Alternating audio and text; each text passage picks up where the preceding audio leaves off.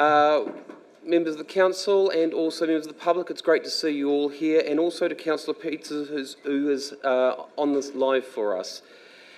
Councillors, I remind you again, this meeting is live streamed, and members of the public, please be aware, we have put on extra speakers so that you can hear things, and I do encourage the councillors to please use their microphones so that the sound comes through correctly. If you are, and this is to the public, if you are in agreements with something's being said, or if you're opposed to something's being said, if you're agreements, please use the sign language approach, because as I said, large noising or large clapping will actually affect the microphones and also the sound quality back towards those who are actually watching on live streaming. We'll start our day today with a prayer. And I will, as I said, if you'd like to bow your heads, you're more than welcome to. Heavenly Father, thank you, Lord, for today. Thank you for the beautiful sunny day that we have for us so we can discuss the important agenda item today. Lord, guide us and help us to understand your will and protect those who are travelling or in hospital beds. In your most precious and loving name. Amen. Councillors, if there's any declarations of interest, please make it known, as there are no apologies today. That is great to see. Just make sure I've got everything. Councillors, also have to point out we are following standing orders, so if you have a question, please direct it to me and we will find the answers for you. Councillor Benny, I believe that you have a motion that you would like to... Thank you, Your Worship, he says as he sips out of his unfluoridated bottle. That the Council, 1, notes the advice that has been received regarding a possible injunction interim relief. 2, notes the letter from the Director-General of Health dated 30th of January 2025. 3, notes that the local decision-making process had been replaced by the Health Amendment Act 2021 and the subsequent directive by the Director-General of Health. 4, commence a declaration proceeding to challenge the safety of fluoridating drinking water at the levels of 0.7 to 1 parts per million. 5, commence an application for judicial review to challenge the directive of the Director-General of Health to fluoridate drinking water at the levels 0.7 to 1 parts per million. 6, seek urgent interim relief. 7, revokes the resolution of 18 December 2024 in relation to fluoridation of Whangarei District's water supply. 8, despite the revocation of the 18 December 2024 resolution, confirm the instruction of Jeremy Brown, Director of Henderson Reeves Lawyers, to represent the Council in relation to the proceedings referred to in paragraphs 4 to 6 above. And 9, instructs the Chief Executive to provide a written response to the Director-General of Health on the result of this meeting. And for Councillor Reid, I believe you're seconding this. Okay. Councillor Benny, would you like to speak to it? Yes. Sorry, point of order? Yes, point of order, yes. Thank you, e te kora matua, and ngā mihi nui kia koe for your karakia to us all in the whare this morning. Mihi atu kia koe. I would just like to raise a notice to move a second motion this morning, please. And that second motion is outside of this motion, but to do with the same business? Yes. Right. Thank you for notifying. Thank you. And Councillor also seconding that. Thank you very much. Thank you. Councillor Benny. Thank you. Nice to see a full house today. Welcome to our crazy anti-fluoride supporters. Again, members of the public, please, sign language. The world is finding out that you might not be as crazy as we first thought. The crazy ones seem to be based in an office south of here. Whangarei does not want fluoride in our water supply. We never have, we never will. The Whangarei people have done their homework. Do we trust a scientist working out of his basement in Ekatahuna? Or do we listen to the compelling and significant evidence from the US, and around the world. The Director General of Health, as recently as December, says, and I quote, "There has been no high-quality evidence published since 2014 and 2021. She completely ignores the clear and compelling evidence from the US, which confirmed in the January 6th follow-up report that levels of fluoride at 0.7 parts per million is not safe. Is not safe. Anyone that listened recently to the US lawyer Michael Connett,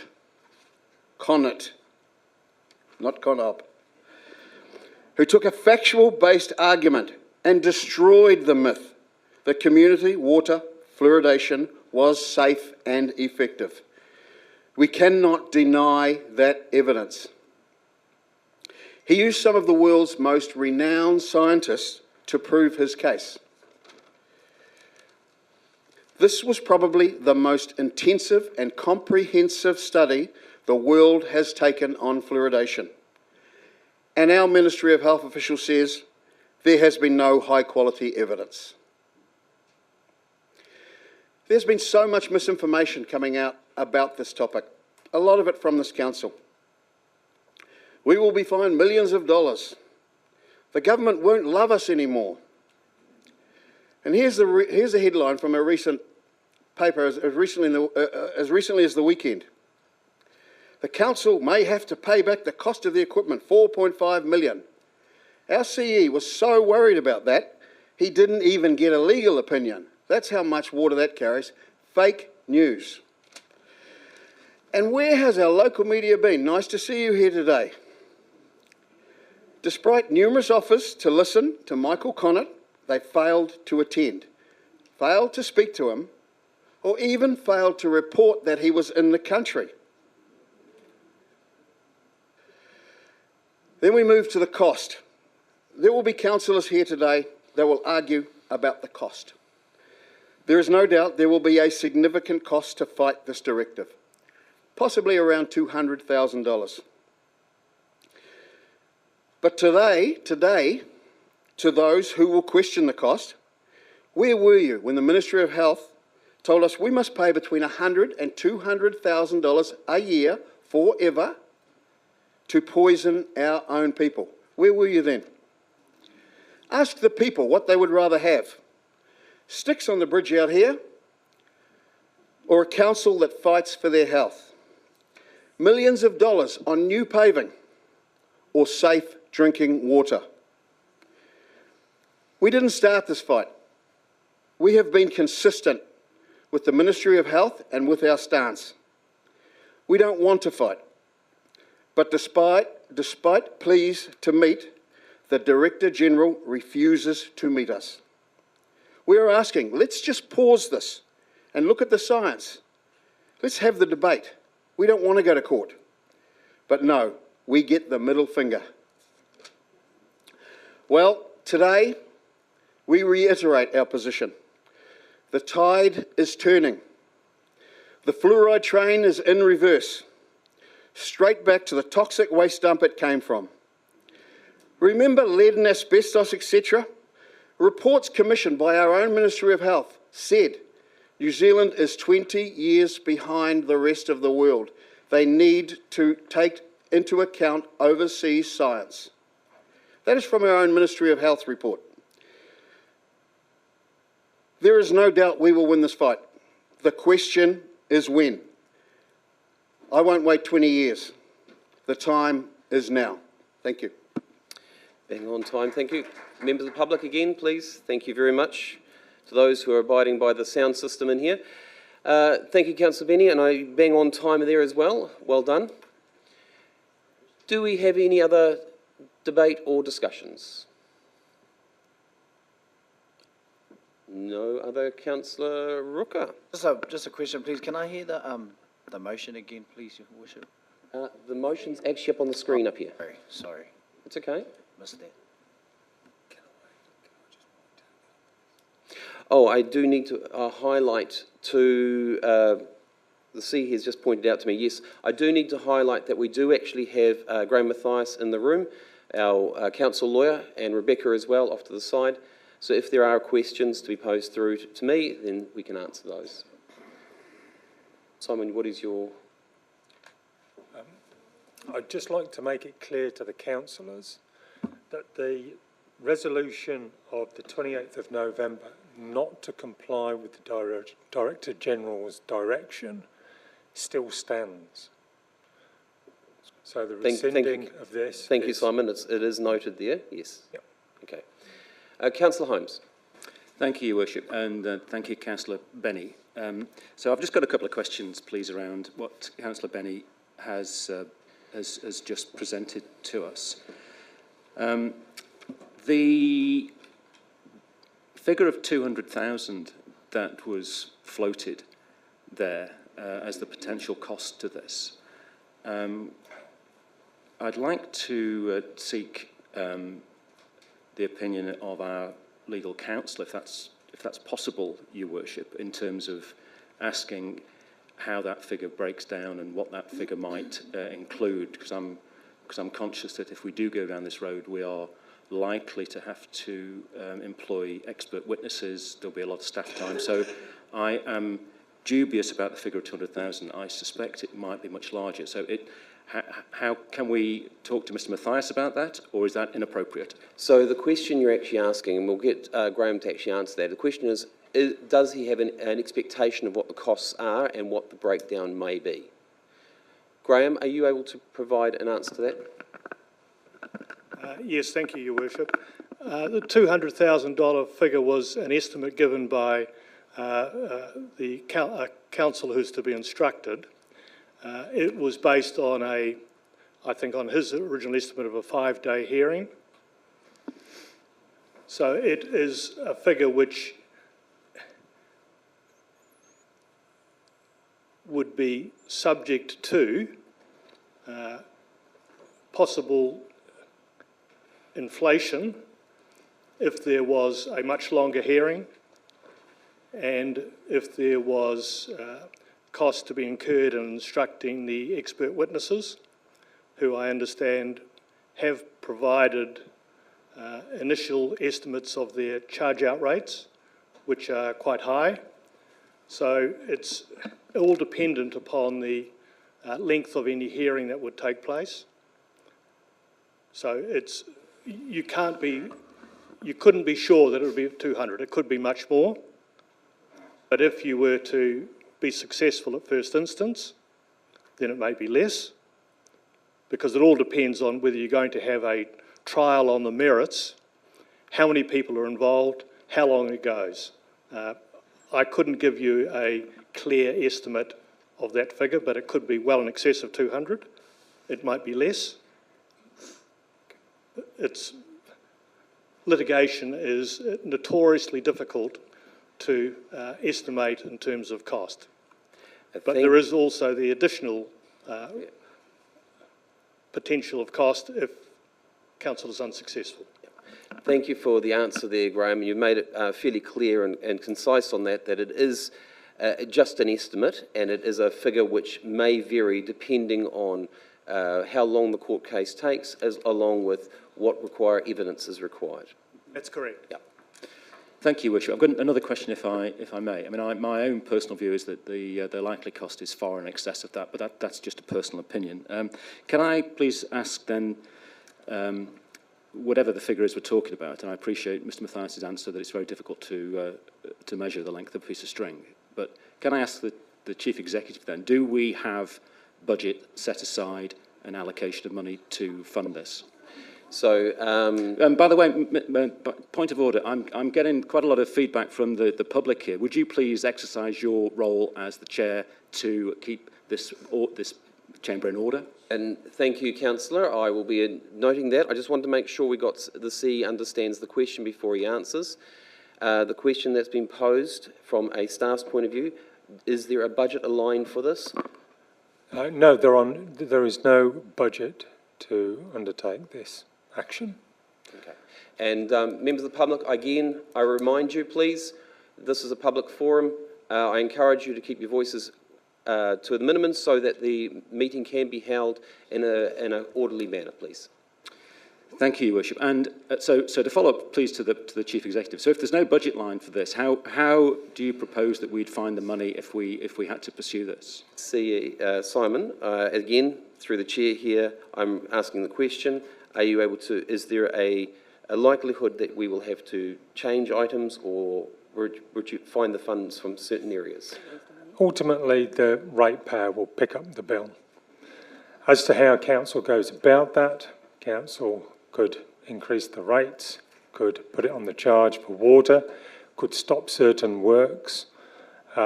Ultimately, it's the ratepayer that picks it up. Okay. Thank you. Just a final question through the chair, if I may, Your Worship, just around the very sternly worded letter from the Director General of Health, which is in the public domain, which is part of the pack. And it talks about, I haven't got it written in front, I think it's a writ of animus, I think it talks about that. Again, can I, through the chair, seek the opinion of our council about, in practical terms, if the DG of Health, or in the Minister of Health, I think actually would serve this, what is the impact on this council and on individual councillors if the writ of animus is taken? Okay, so Councillor, I will actually answer that in simple, because we actually had a discussion yesterday with the Deputy Director of Health, and the question was actually asked of the Deputy Director of Health, and at this present moment, the council, our council, is not breaking any laws, so therefore there would be no need to do that. With respect, that's not what I asked. I know we're not breaking any laws. I asked what the impact of it may be if that were taken, that action. So until we are actually breaking laws, that is when it will be implied. You've still not answered my question, Your Worship. What would be the impact of that if it were applied? That would be a discussion that would have to come back to our council and to how our council would deal with it at that time. I think you're misunderstanding my question. Surely our legal counsel here would have a view on what the impact of a writ of animus would be on individuals and on the council. That's all I'm asking. I appreciate we are not in breach of any law until and if we go past the 28th of March. But what is the impact potentially of a writ of animus on this council and on the individual councillors? Graham Matthias or Rebecca, are you able to answer that on that side, meaning that we are not in breach of the law? At the present time, clearly, there's no breach by the council. In the event that the Director General was to seek a writ of mandamus, which is in effect probably an order requiring the council to undertake fluoridation, like specific performance, then if the council didn't do that, the remedies available to the minister might be to appoint a commissioner or to take some action to take the matter out of the hands of the council. That's something which is probably too difficult to answer. There are a number of remedies available to the Crown in the event that a local authority is perceived by the government of the day to not be complying with its legal obligations. So one could be to simply replace the council, appoint a commissioner to take its place and to fulfil that role. But clearly, if there was a writ in that nature sought and it was granted, and that would be another question as well, it would have to be granted, then it would be a question for the council to decide, does it intend to meet its obligations in terms of that order or not? So it would be another matter, perhaps another decision for the council to take at that time if such an order is made. Thank you, Graham, for explaining that, which is exactly what I had just said. Thank you, Your Worship. No, it wasn't what you said, but that's helpful to get it from the legal.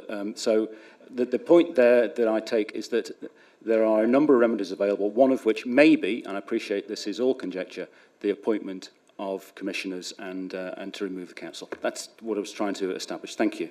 Okay. Councillor Olsen. Thank you, Your Worship. Applaud Councillor Benny's opening statements. Well done. Thank you to the public for being here. I have a question around our legal advice from Mr. Mathias. He stated it's around the costs of a court case.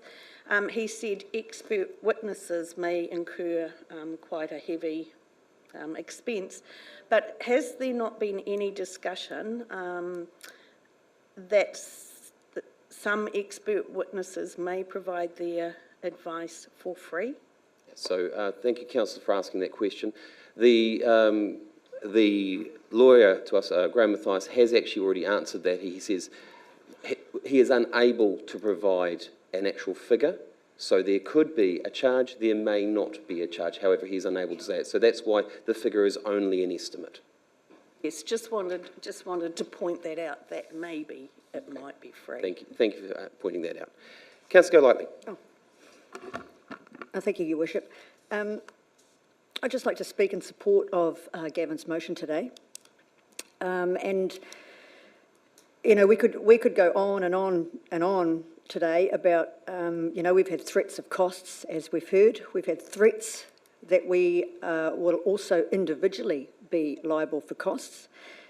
We've even had threats of imprisonment. And the misinformation that the ratepayers will be paying for this over any other way that we can sort of pay for these court cases. And we could also go on and on about the dangers of fluoride.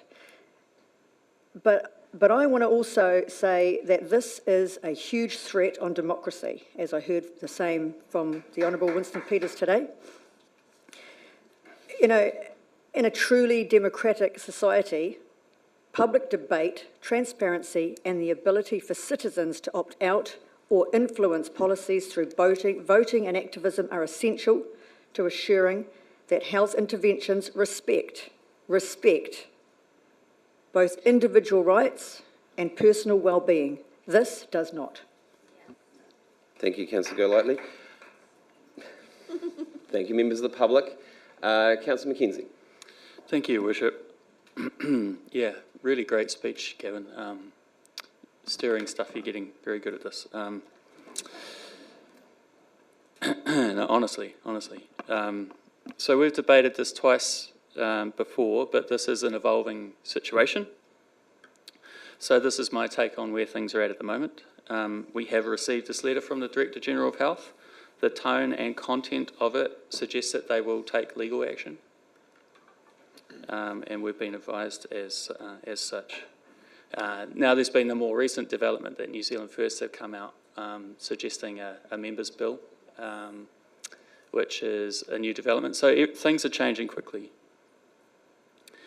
I'm concerned that with this resolution, it doesn't rescind the November the 28th resolution, which means that we are currently indicating an intention to contravene the directive. Now, we don't contravene it until the 28th of March, granted, but we are showing an intention that we will contravene the directive. And defying the directive means fines, legal action, government intervention, an observer, commissioner, a written mandamus where the Director General bypasses the Council and orders the staff to commission the plant. And some have previously dismissed these as threats, but our own legal counsel and two other lawyers have told us very clearly that breaking the law is not an option and that councillors could face personal financial liability and/or imprisonment. We don't get to pick and choose which laws we like. Imagine we refuse to follow new building code regulations. There would be shutdowns, fines, and lawsuits. This is no different to that situation.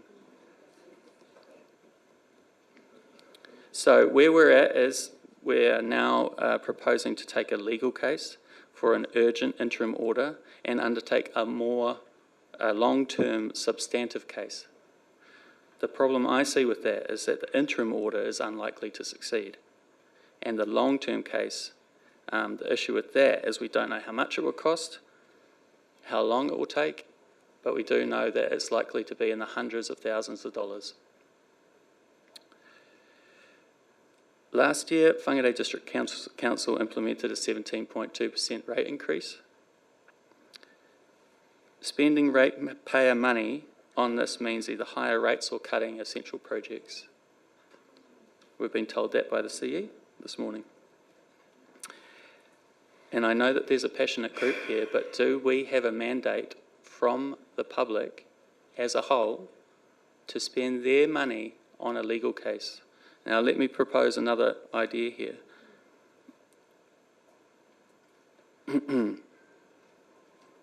There's a vocal and passionate group here representing this issue, and I acknowledge them. I listened to Michael Connett and his statements about the effects on IQ, bone health, kidney conditions and vulnerable groups, topical versus ingested fluoride. We have to remember the US case here is relevant, but it's not binding in the court in New Zealand.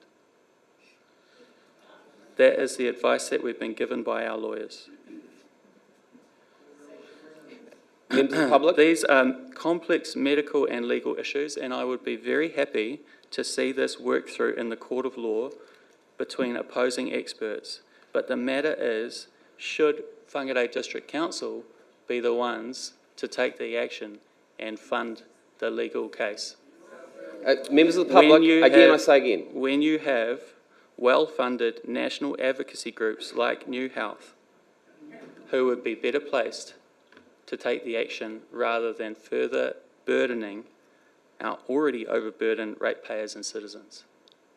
So in summary, we can't break the law, we've been told that, and Whangarei District Council are not the right entity to take the action. Members of the public, this is the last warning. Please allow our councillors to have their say and debate the argument. Thank you, Councillor McKenzie. Councillor McKenzie, you did actually say a few things there which I'm going to correct later on, but Councillor Reid. You can do that now if you wish. No. I don't mind waiting. Right. Just a question of council or whoever is qualified to answer. With the introduction of the New Zealand First Bill, is that likely to have any influence on the decision due on the 28th of March? This is a question that was also brought up with the Deputy Director of Health, Public Health, and he has made it very, very clear that they are working under the existing legislation until the legislation is ratified within the government. So at this point, they are still working to the legislation that they presently have.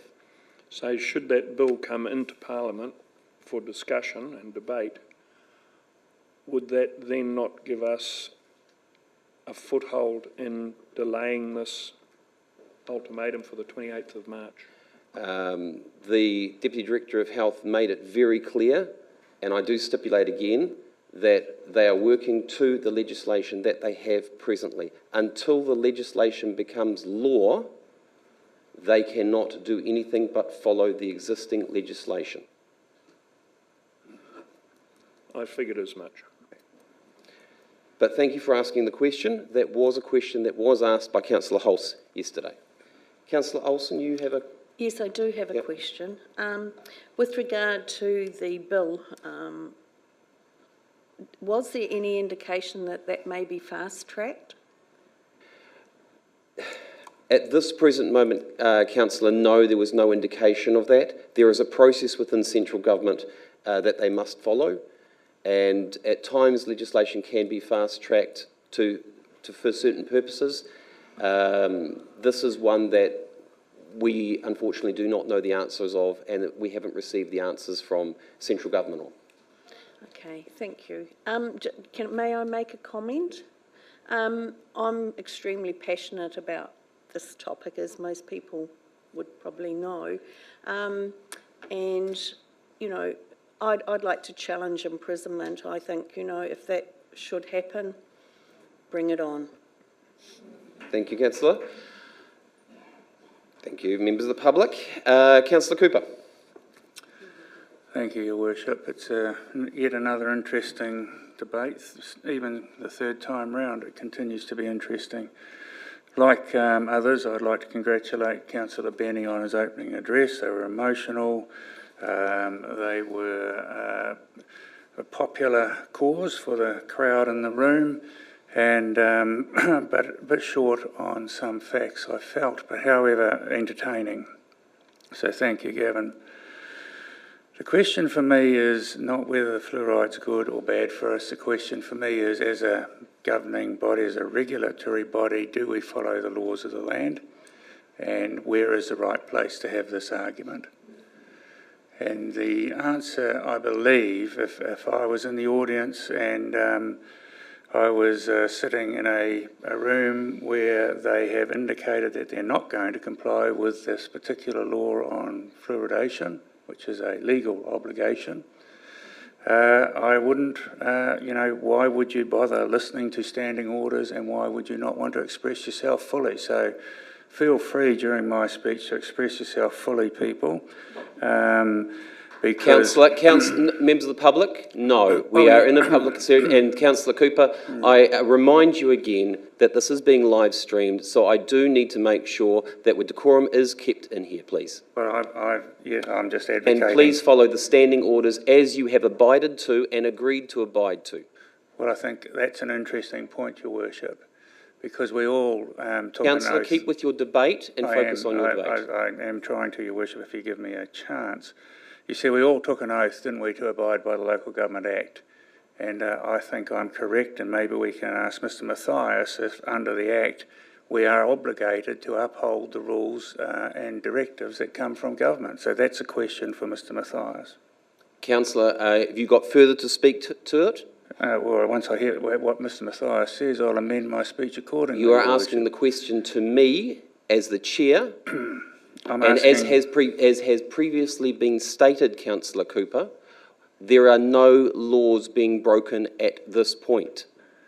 No, but we have... And Graham Mathias has made that clear. Could I ask through you, Your Worship, Mr Mathias, that if we continue with the directive of the 28th, past the position of the 28th of March, when we have to put fluoride in, will we be breaking our pledge and oath to uphold the Local Government Act? Councillor, at this point you are using up your time. You have already started speaking. It's a question, Your Worship. And you will not be able to speak after this. So I ask you to continue your top, and we can get that answered afterwards. Well, I think today we've heard about the fact of trying to shut down information for the people. The people want to hear information, don't they? Yes, they do. Look at them. So, therefore, why would you allow some information and not others, Your Worship? And this is a problem, you see. This is an argument for the central government. This is not an argument here because we have personalities. You have already used your casting vote to put us at odds with the law, to indicate that we are going to break the law. Councillor Cooper, I am going to remind you once again, and for the last time, we have broken no laws at this point. You have indicated that we intend to, Your Worship. Councillor Cooper, we have not. Will you allow Graham Mathias, our legal counsel, to answer a question, Your Worship? If I allow that to happen, Councillor Cooper, you will not be able to continue speaking. Well, let's answer the question. Will we be in breach of our oath if we continue on with the directive of the 28th of November? Councillor, you are forgoing your time. Point of order. Yes. This is a debate between councillors, not a debate between staff and councillors. The information has been provided to Councillor Cooper. He is fully aware of the answer, and so is everyone in this councillor room. Thank you. Well, maybe the Deputy Mayor could give us the answer then, if he's aware of it. Once again, Councillor Cooper, I have responded to you, and you are not in the right to ask another councillor a question. The point of order has been had. Councillor, you are forgoing your time to speak. If you would like me to ask that question to Graham Mathias, I can get him to respond. Your Worship, I've asked the question 5 times. Of course, I want you to answer the question to Graham Mathias. Just clarifying that. Graham, I have already answered the question. However, are you able to provide an answer back to Councillor Cooper over his question?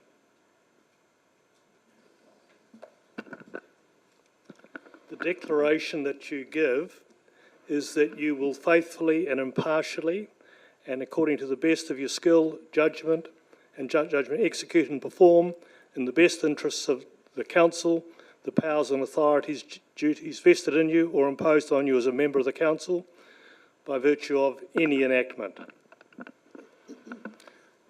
Thank you, Councillor Cooper. You've had your time. So what that exactly means in terms of... Use the microphone, please, Graham.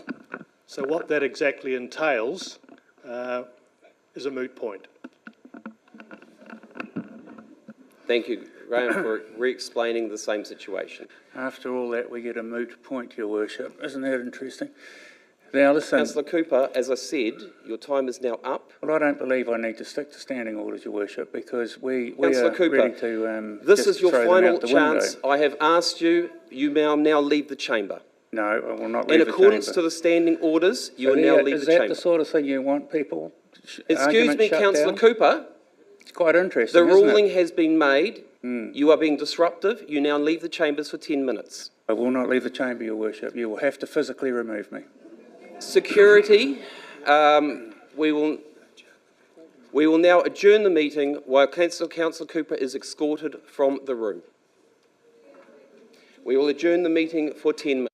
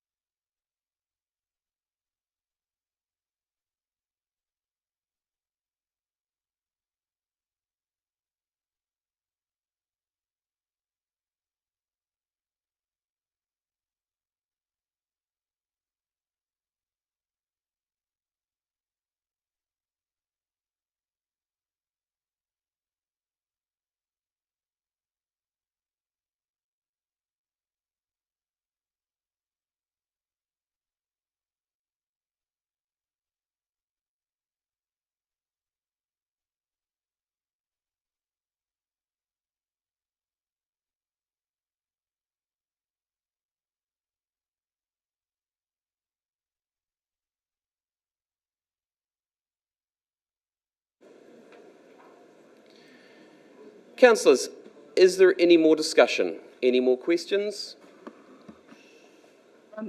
I'd like to move an amendment. Councillor Holmes, you have a question? No, I've not spoken yet, Your Worship. I had questions. Councillor Holmes, I have got you speaking as well. I purely asked questions. The team have corrected me. I- You have only asked questions. Thank you. Thank you. Thought so. Thank you. So I want to speak to this now, having asked some questions. So I want to say just a few things. I am a strong believer in science and a science-based approach, not in some weird and wacky pseudoscience put forward by conspiracy theorists. Members of the public? And I'd also say it's, none of us in this chamber, none of the councillors around this table are qualified to make the sort of call that government is expecting us to make. And it's a wider question of where local government sits, and we should not be in this position, but we are. And that's another question for another day. As far as the cost of pursuing this, isn't it here is potentially gambling with our ratepayers' money? Doesn't that feel good? Maybe those people who really support this would like to fund it themselves, because it's easy when you're playing with other people's money. There are no consequences. Point of order. Your point of order, councillor? Your microphone, councillor. That's totally irrelevant what you're saying, Councillor Holmes. Councillor, your point of order has been heard. Unfortunately, this is his right to speak. Councillor Holmes. Thank you, Your Worship. And I'll knock off my colleague's interjection off my 5 minutes. Just also a clarification around the private members' bill. Raised by NZ First. This is a pure grandstanding measure by that particular government, that particular party. The private members' bill will go into Point of order. Point of order, Councillor Benny. Point of order. This is New Zealand First policy and has been for several years. That is not factual. Councillor Holmes, Councillor Benny has made a point of order that the topic is actually factual. Councillor. I didn't say the topic was not factual. I said the raising of the private members' bill. It's grandstanding and it's a red herring. It'll end up in a biscuit tin in Parliament and will never see the light of day. So I just think we're going down the wrong track, putting any weight in a private members' bill that will never see the light of day and will never be supported. I want to also say that we don't have a mandate to propose this action, despite what's been said around this council. We have a group of very passionate, very vocal individuals that do not represent a mandate for this action.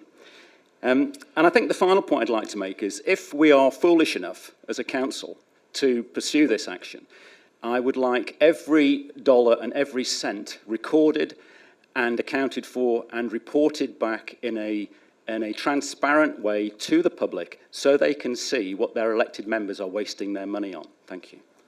Your point is very good there, Councillor Holmes, and yes, I think a reporting system on any funds that are used need to be reported back and are always reported back. So thank you, Councillor Holmes, for raising that. Any other topics? Councillor Hulse. Okay, thank you, Your Worship. This is, as we know, been going on for some time, but I want to remind us to go back 16 months ago. And the headline in the paper said, Whangarei District Council to discuss community consultation. That is, Councillor Kevin Benny and Deputy Mayor Phil Hulse have filed a notice of motion to be discussed at the next council meeting on 26th of October 2023. This is not new. We have been in this fight for a long time. And as a rural person who's farmed for many years, there's always been a few sayings you go back to. It's not the size of the dog in the fight, it's the fight and the dog in the fight. And that is so true, because someone has to stand up and challenge this directive. We're doing that. We've shown continually we're doing that. As to the costs, look, I cannot believe that a councillor sitting around here would challenge the cost of such a low figure as $200,000. Our annual turnover of this council, mid-term of our 10-year plan, is over $300 million. And I've been sitting around the table and challenged many times the additional costs. I can always remember a scaffold got washed under a bridge during a storm. We paid $80,000 to pull that out when it wasn't even our own scaffold. And they talk about costs. So let's be very careful when you throw allegations around. Just do a bit of homework and base it on fact. Point of order, Your Worship. The point of order, yes. No one was making any allegations, least of all me. So I'd like that comment withdrawn, please. Councillor Hulse, were you making any allegations? I've been challenged that we've been disrespectful and we don't value our money here. So I'm not prepared to withdraw that. Thank you. Anyway, going on further, I'm not going to talk about the merits of fluoride. I'm going to stick to what we've been doing consistently. I got a letter here sent from a person in Auckland, not a local. I'm going to read it out because it's just so succinct. It's addressed to myself as Deputy Mayor and councillors. Thank you for your courage and determination. Thank you for your challenge of an autocratic World Health Organisation policy that dictates the pollution of our drinking water with fluoride. Thank you for taking a historic New Zealand stand on behalf of the basic rights of all residents, the health of all that live in your region, and thank you. Thank you for modelling the fundamental and inalienable right to say no to systematically prescribed medical interventions. Your courage and leadership will hopefully inspire other councils to step forward and through the leadership door that you've opened. That's why I do this. That's why I'm in this council. I've always stood up for our residents, and in this case, we've got the residents behind us. Out of the only surveys we've done, we've had a majority of our residents supporting a no fluoride stance. That is why I'm standing up and saying this. Point of order, Your Worship. Yep.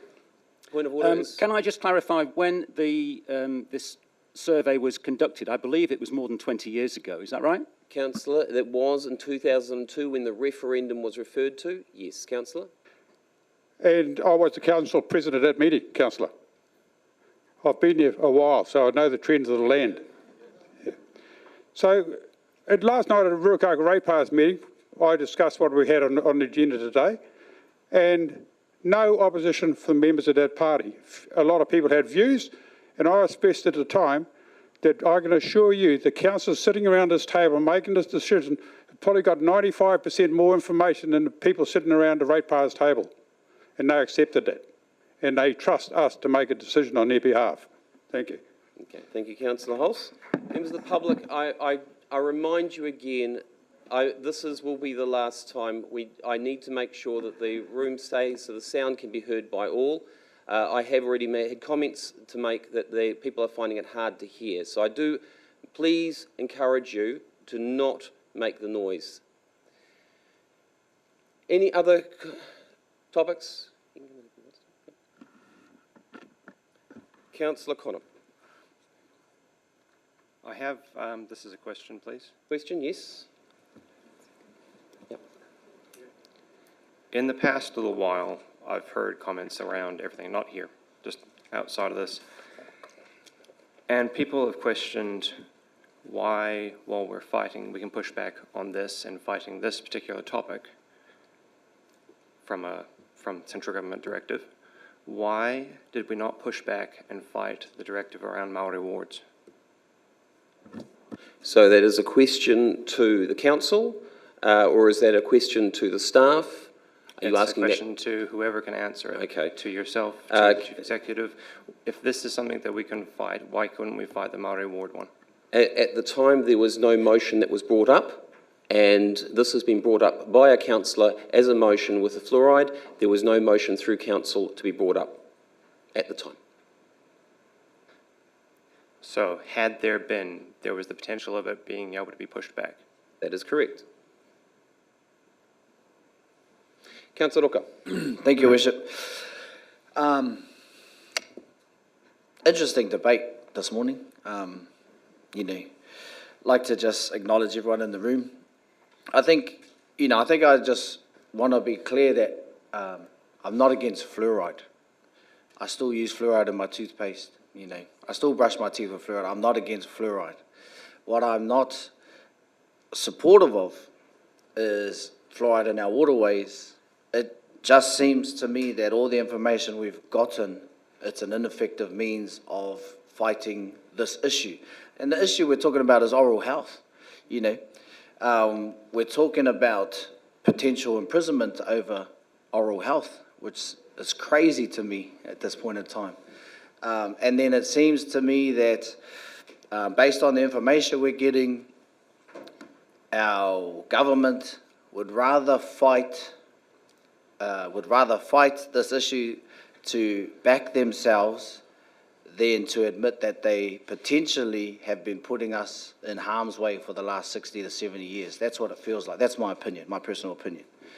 So they would rather take us to action, take us to court, threaten us, however they have, than just to admit that potentially their information has been wrong for the last 50 to 60 years, which seems unheard of. And I can understand why there are a huge part of our community who are concerned with that. I'm concerned with that our government would rather be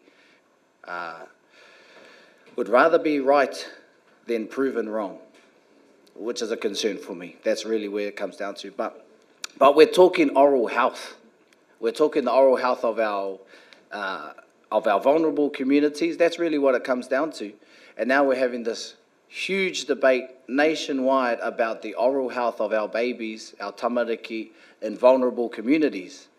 And so really I want to bring the point back for myself is that I don't think this is an effective way to look after oral health for our babies and our tamariki in vulnerable areas. That's really what it is for me. I'm not against fluoride. I still brush my teeth every day, every other day.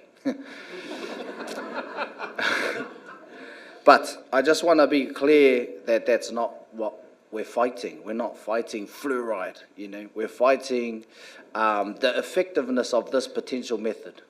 But I will say, for me personally, am I willing to put every councillor here at risk because of my stance on this potential decision? No, I'm not. I'm not willing to put every single councillor here at risk, potential fines, potential prison time. Because if it was myself, my personal risk, then that was something I could take on the chin. But this decision potentially puts every person here at risk. And I'm not willing to make a decision on behalf of people in this room. And their livelihoods and their fines and whatever potential risk could come with that, I'm not willing to do that on their behalf. So it seems to me that if we don't make this decision, government will just flick the switch without us. That's based on the information we're getting, that's what it seems like is the most likely scenario. That government will just flick the switch without us. So for us to be proactive, it's that the best case scenario coming out of this is that we fluoridate the water for a small amount of time and we continue to fight it. That's the only solution that seems to be apparent to me at this time, is that like fluoridation happens so we aren't breaking the law, and then and we continue to fight it. That seems like the only likely scenario based on the legal opinions we've gotten from all the lawyers that have visited us, based on all the conversations we've had. That seems like the only likely scenario. That's all I have to say. Thank you, Councillor Rooker, for your opinion. Councillor Olsen, you have a question? I do. Yeah. Thank you. So and I'm coming from a medical point of view here. Question? Yes, I'm getting to it. Has anyone taken into account our high number of people, both Indigenous and European, who suffer comorbidities such as renal failure and the effects of fluoride, how that would affect those people? We have a huge number of people on dialysis, and that would be my concern. Councillor, unfortunately, that is a question that we cannot actually answer. And no, Councillor, and I remind again, we need to keep the questions quite focused. Councillor Peters, you had your hand up. Thank you. I thought people had covered the points quite well. I just want to acknowledge the difficulty this issue has been for a lot of people in Whangarei on both sides of the arguments. People are very passionate about, especially those who don't want water, fluoride in the water. It's really painful to them. This is a really painful issue. It's not something small, it's a big thing, and I've been hearing from people on both sides of this argument. I do think that this is not our fight, that this has been taken out of our hands. We did actually begin with the setup of the equipment and took the money some time ago. If we were going to fight, we should have fought then. But again, it's not something that is in our remit. Thank you. Thank you for allowing me to speak. Thank you, Councillor Peters, for your comments. Councillor Harding. Oh, thank you, Te Kura Matua. I'm just trying to get an indication of, because I'm a little bit new to this, but when do I get to do my second motion? So your second motion is after we've dealt with this motion. Okay. Yep. Because I have a bit to say, but if I say it all now, then I'll waste my time on my... Point of order, Your Worship. Councillor McKenzie? Councillor Harding is entitled to raise her motion as an amendment, is she not? That is not what she's signalised. She's signalised as it's a separate motion, and we've dealt with after this motion, as it's still dealing with the same business that we're dealing with, as per standing orders. But she is entitled to, if she wishes to. She has made the indication at this present moment that it is a second motion. That's because I wasn't aware if I could make an amendment to this one. So otherwise, does this one have to go right through and we have to vote on it, and then I get to...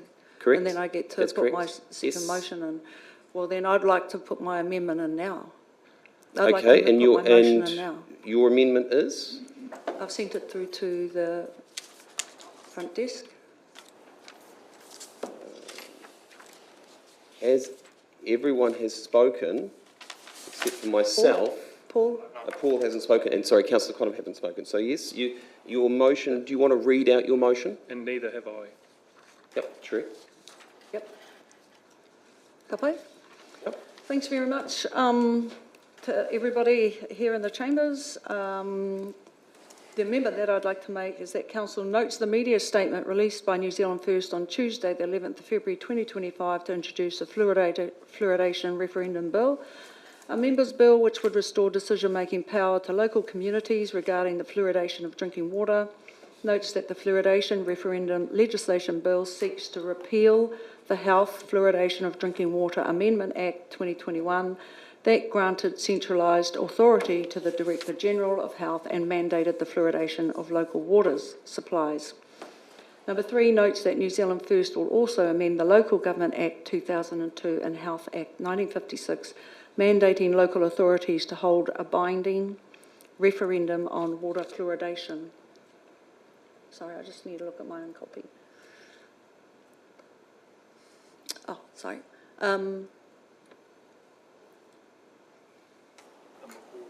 Number 4 instructs the Chief Executive to provide a written request to the Director-General of Health to delay water fluoridation for Whangarei until the outcome of the New Zealand First Members' Bill, the fluoridation referendum legislation bill, is received. And number 5, if that response is negative, then revokes the resolution of November 28th and 18th December not to add fluoride to Whangarei District water supply and accept the direction of the DG, of Director General of Health, until the outcome of the New Zealand First Local Government Amendment is known. Councillor, you have raised these as a amendment. Do I have a seconder for that amendment? As no seconder, Councillor Jovic, you are seconding this, are you? Thank you. You'd like to speak to that? Thank you. Point of order. Yes. Item 5 in that notice, it's an amendment. It's contradictory to what the motion has stated. Yeah, I was just trying to get a ruling on that, Councillor, and I apologise. I'm just waiting for a ruling on that one, and I was looking across to our legal team to see if I was correct or not. It's okay? Okay. It's okay. Yep, so you can speak to that motion. Thank you so much, Te Kora Matua.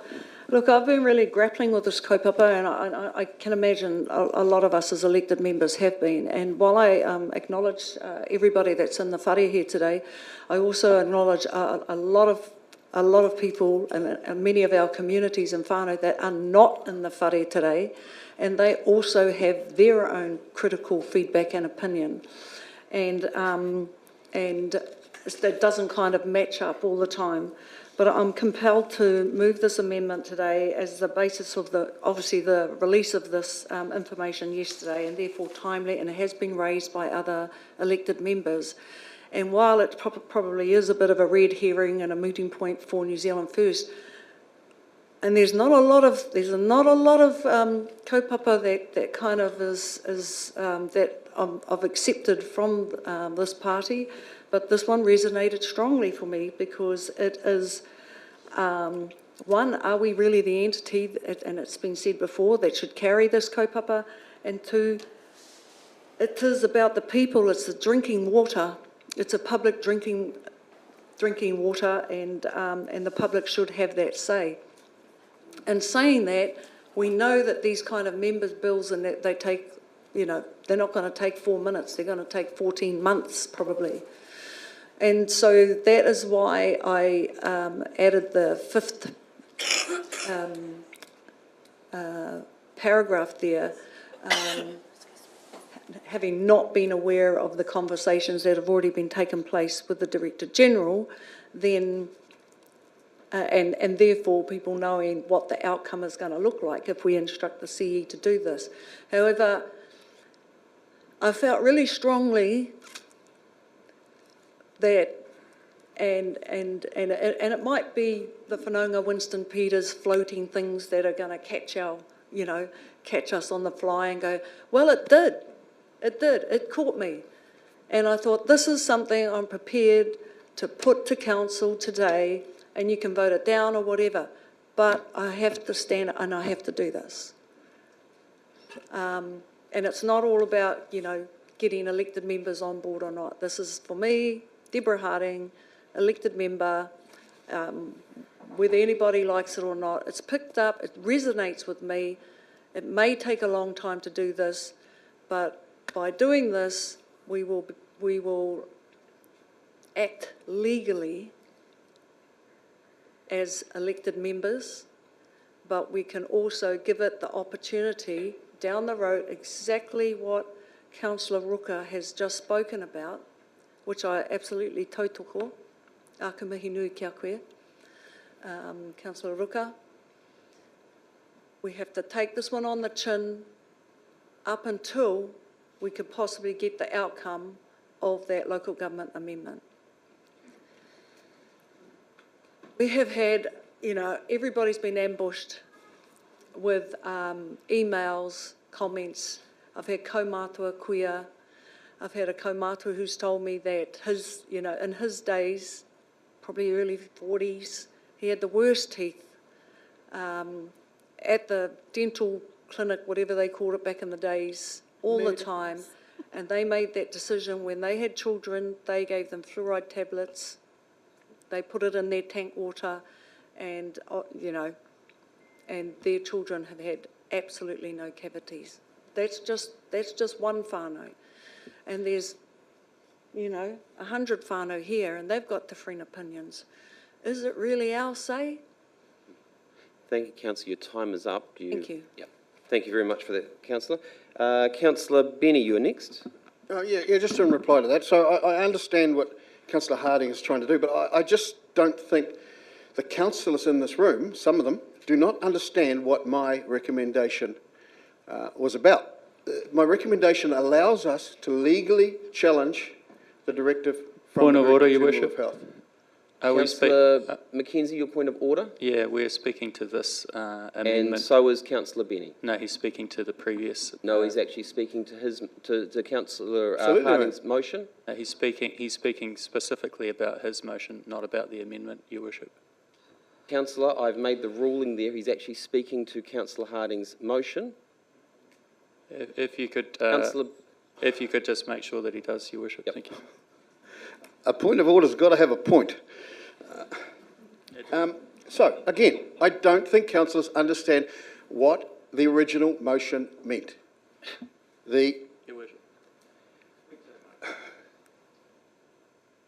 Have we finished? Yep, keep going, Councillor Benny. Cool, thank you. Yeah, well, I can't when I'm being interjected. So, we have been challenged and we are jumping in the ring. We are legally entitled to do what we are doing.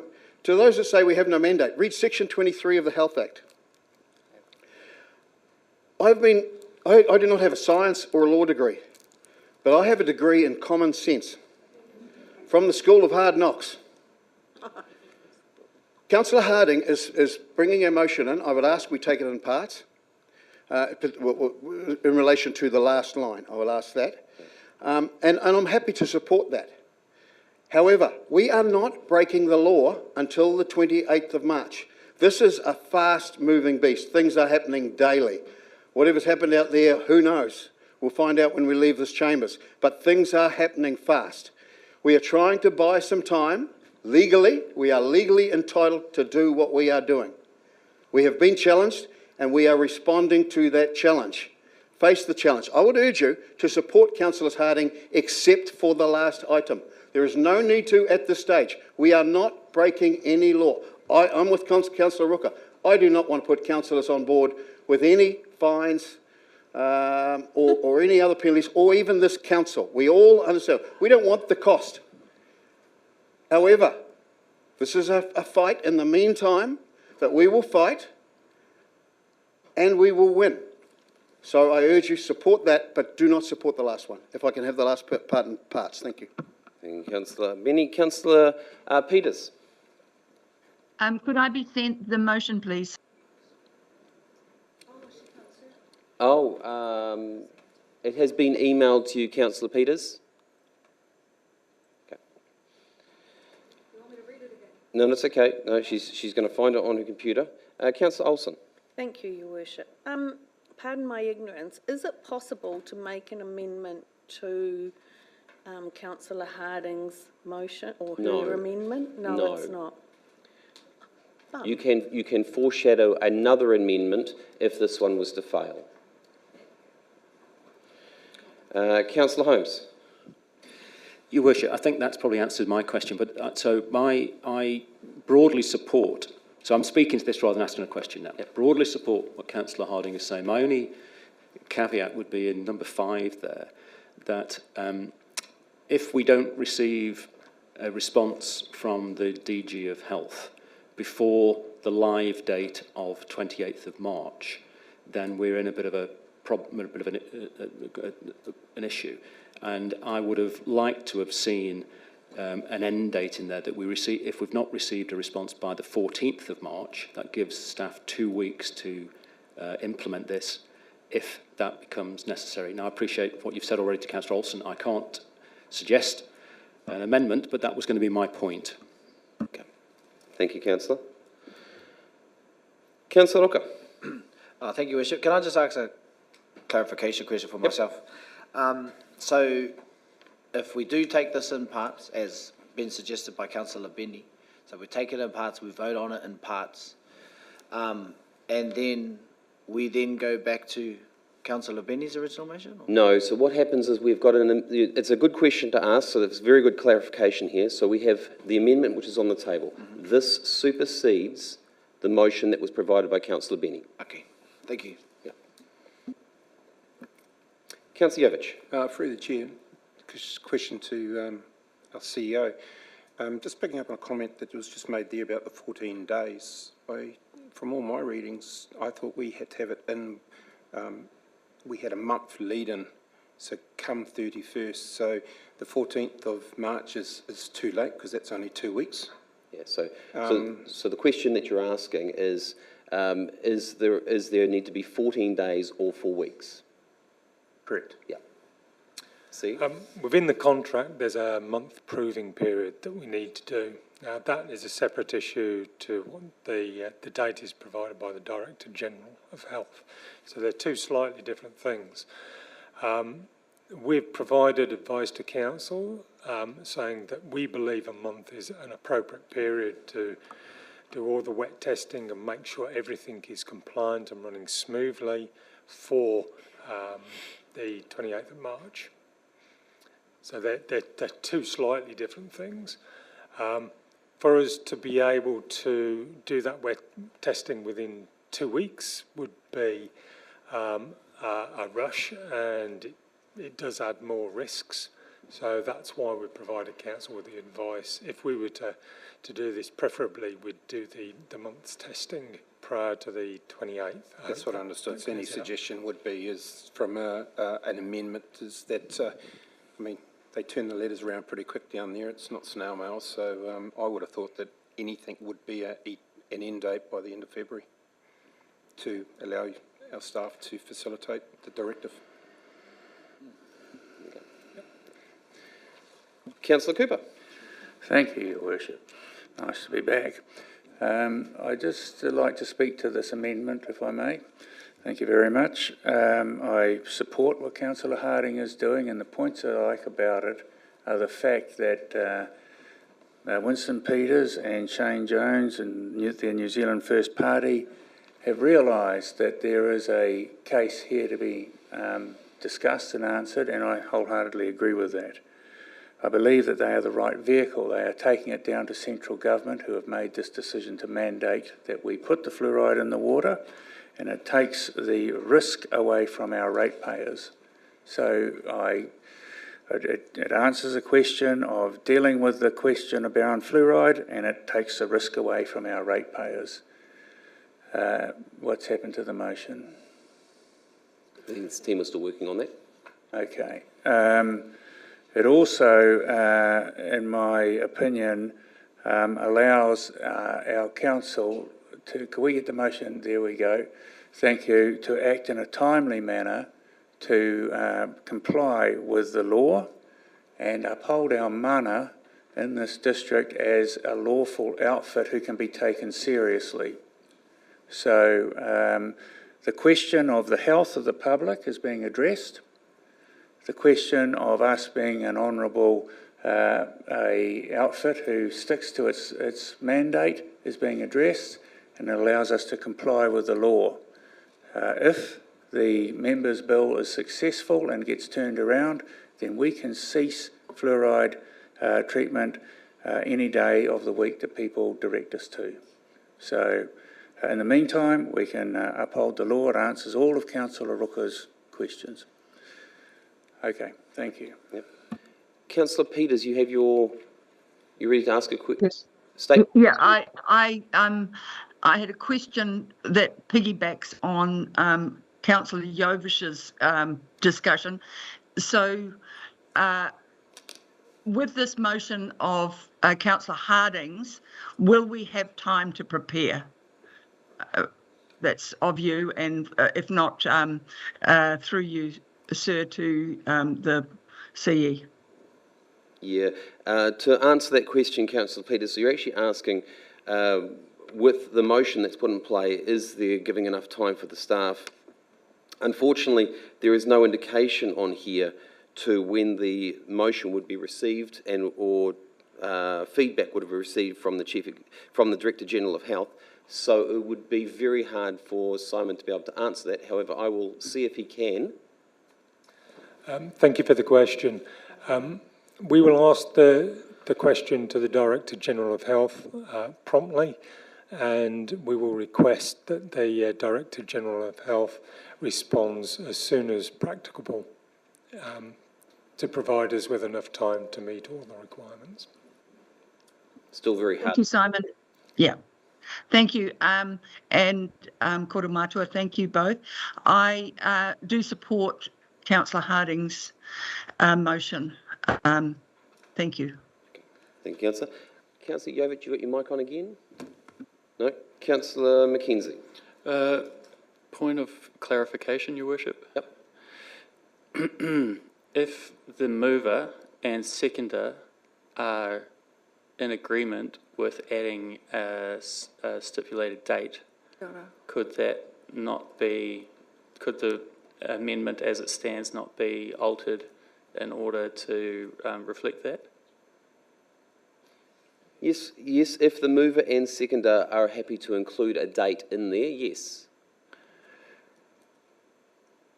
We're happy, we're happy. So you're happy to add the date? Yeah. Yeah. And, So and, and the date would be, councillor? 14th of March. 1 month would be the 28th of February. 28th of February, 28th of February. So you're asking for the date to be added of the 28th of That February? And in response which, is negative by and the- which line would you like that to be added? Number 5, is that right? If that response is negative by the 28th of February, 2025? Okay. Yeah. And that gives Yeah, the it's CEO and staff 1 month, at a time? yeah. Yeah. And councillor Jovich, as the seconder, do you agree? Okay. Councillor Mackenzie, you've got your light back on. Are you? No, I'm just about to turn it off, Your Worship. Yeah. Any other questions or debates? Councillor Reid. Thank you, Worship. I will speak. Yep. Personally, I don't have an issue with 1, 2, 3 and 4. However, number 5 I would like to be taken in separate vote. That has been asked for. And I represent the Mangakahia Mangatapere ward. And I have the complete range of the socio-economic levels through that ward. And there's poisons. We've had mercury mining at Puipui. We've had farmers have to spend $500,000 on a bridge for their cattle to cross the creek because the government has dictated that they don't want the cows pooing in the water. But they're allowed to poo on the land and then the rain washes it into the water. So there's all sorts of crazy stuff goes on out in this world of ours. And now we have them telling us we have to poison everybody via our drinking water. Not only that, it's just centred around what the Whangarei District Council supplies. The people with a tank behind their house that drink the water off that comes from the sky onto their roof, they don't have to fluoridate. It's craziness, really is. And I just fail to see why the government is so hell-bent on picking out 16 particular district councils and insisting that they follow their lead. It defies common sense and really, I would hate to be the Director General of Health, I tell you. They have to put aside their personal thoughts and feelings and go with what they're told, which is what we do in here. So, for me, I just cannot accept the fact that we must fluoridate our town water, which the bulk of is going to end up in the harbour, so we're going to affect the fish. And remember, we weren't allowed to eat shark because there was too much mercury in it at one point. It's nuts. It just really is nuts. So, for me, it's a big no to fluoridation in our Whangarei district supply. The ongoing cost is intergenerational. It might only be 100 or 150,000 to fluoridate the water.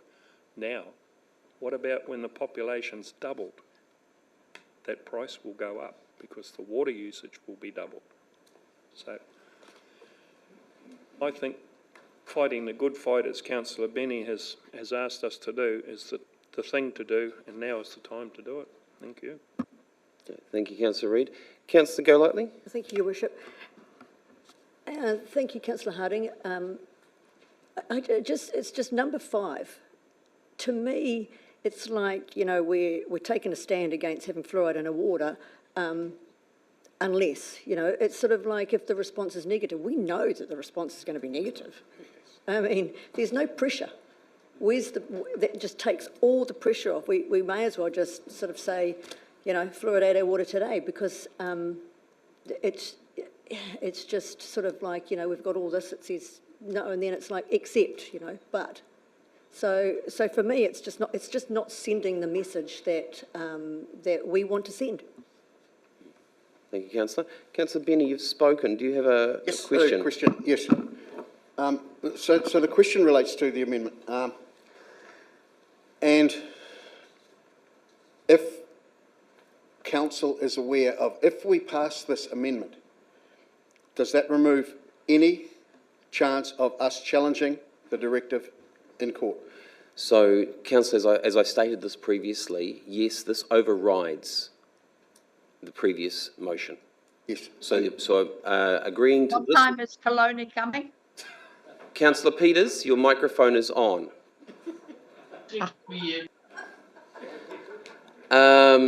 So, Councillor Benny, as stated before, this amendment will override your motion. Yes. And I just want to make, I just wanted to make sure that councillor, yes, I'm just asking, were councillors aware that that was happening? Okay, so that has been asked before, and it was made very clear then, and you've made it very clear again under your question. Thank you. Councillors, I'm just going to speak to this amendment, and look, I can't support this amendment, and the reason I can't support this amendment is because the original motion was actually quite clear. There were no laws being broken. I have gone through the acts thoroughly and to the T. I have found every possible loophole, every possible action. What was originally proposed was not breaking the law in any way. There was no intention to break the law. While I highlight Councillor Mackenzie's comments, it is the same action as if you owned a flash hot rod car that you would be speeding. There is no intention. Just by turning around and saying no to something does not mean that you are going to not comply with central government. I have to make that very, very clear because the acts are very prescriptive. And Councillor Benny has already highlighted that, as in the Health Act, which we all know of Section 116, which is the only section which actually gives sole jurisdiction over fluoridation to the Director General of Health. That's it. One person. Whereas, under the Health Act and also under the Water Services Act, it actually requires the local authority to make sure their water is safe. And Councillor Benny's motion quite clearly is challenging that respect to get an answer for the people of Whangarei and New Zealand. And Greater New Zealand, because at the end of the day we are talking about Whangarei. We have already heard from the legal representative, we cannot guarantee what the costs will be. In this process, I have been inundated with emails both for and against, like many of you. And the same thing is I have been inundated with emails of offers of support financially to help out for the court case. That is the fact. There is people out there who are willing to proceed with the process that Councillor Benny has actually proposed. So while Councillor Harding's motion is a very good motion and notes what New Zealand First is doing and offering, there is still no direction for staff to legally prosecute or actually legally defend the actions. And once again, while the acts are very, very clear, very specific about what is safe and what is not safe, the concern is, and when asked to the Deputy Director of Health, is there a possibility that there are some people who may have issues with fluoride? He has acknowledged that there could be. They have no evidence of that. There was a study done in 1956 which actually showed very clearly that there are a percentage of people who have issues with fluoride. And I bring this up because there is also a percentage of people within this council who are allergic to nuts or allergic to gluten, which are perfectly okay for most people.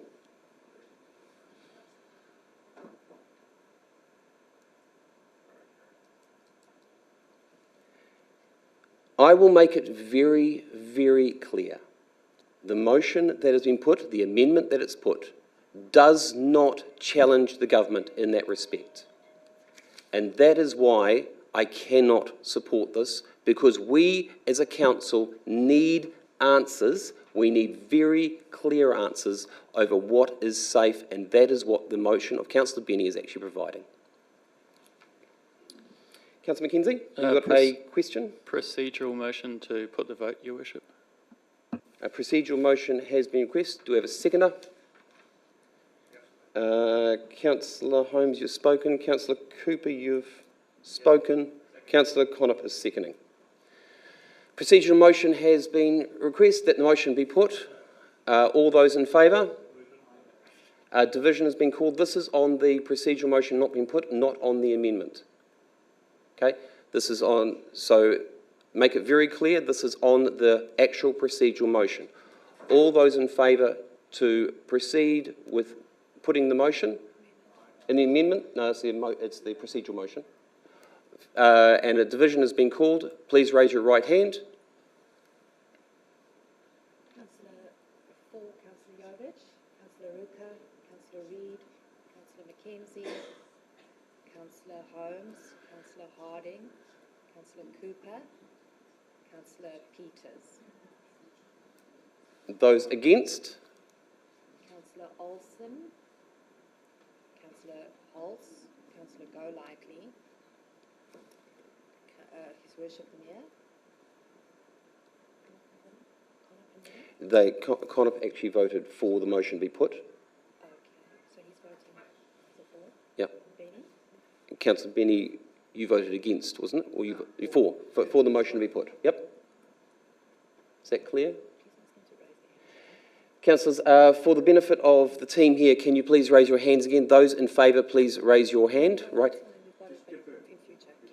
Okay, they've carried. It has been carried. The procedural motion has been put. Before the procedural motion has been put, Councillor Benny, do you want your right of reply? Yes.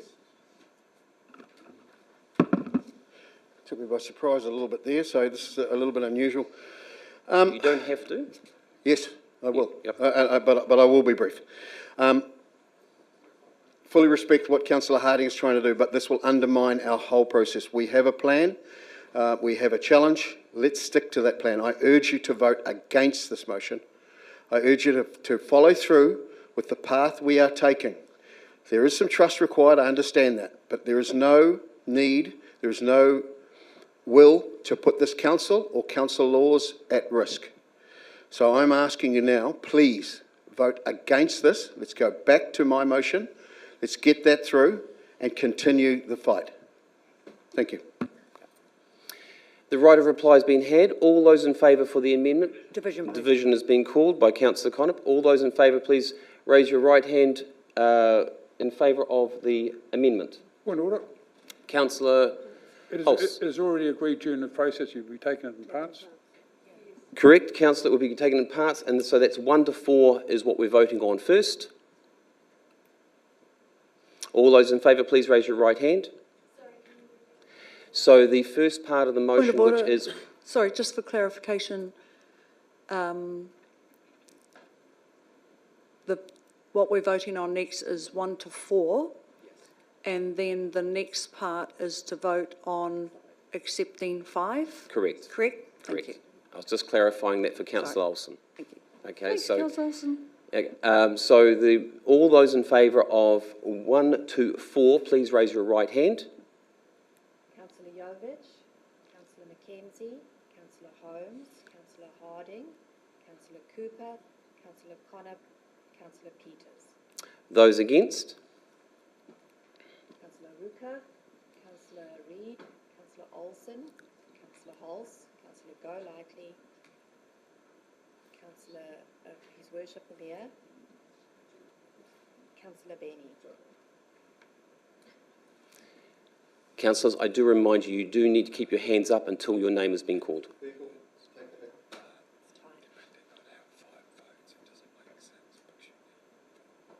Yep, they're doing that separately. It's okay. Sorry, did you get mine? Yes, we did. It's tied, so the casting vote will be against. Therefore, part 5 is no longer needed. We move back to the original motion. And since the right of reply has been had, all those in favour, do we have division has been called by Councillor Reid? Can we please have the original motion back up as well? Absolutely, that's a very smart idea.